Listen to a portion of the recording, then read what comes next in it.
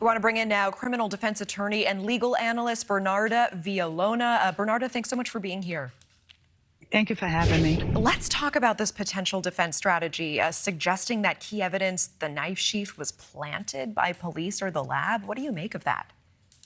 Exactly. So it seems very desperate, but you have to think when it comes to the defense, he's trying to see what holes he can poke at the time of trial, because all he needs to do is create one reasonable doubt for a jury to either find a mistrial or for him to be acquitted, which I think is highly unlikely. In terms of planting evidence, remember that sheath, the original DNA that they got through that was through a genealogy test having to deal with the father. So it's going to be hard for the defense to explain to a jury that they're gunning for him or aiming for him when it first came back to his father through a genealogy test.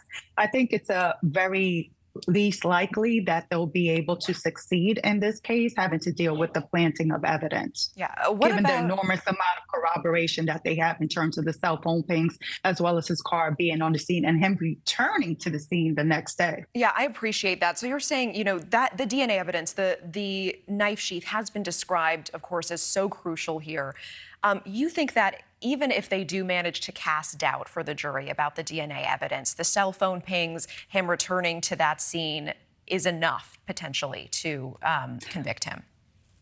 Yeah, so if I were the prosecutor in this case, what I would do and argue is like, look, even if you want to discount the DNA that was found on the sheet, which I submit to you that you shouldn't because it's an enormous amount of evidence just with that sheet alone, let's look at the other evidence, the corroborating evidence, having to deal with the cell phone pings, having to deal with him returning to the scene the next day, having to deal with him having photos of, I believe, three of the victims or one of the victims in his cell phone, him following the victims on social media, his car being targeted at the scene, and also the cell phone pings. Actually, the date of the homicide itself, his phone was mysteriously turned off during that time. So all of that coupled together is strong circumstantial evidence to lead to his guilt. What is the likelihood we'll hear from Kohberger himself? If you were advising his team, would you suggest that he take the stand?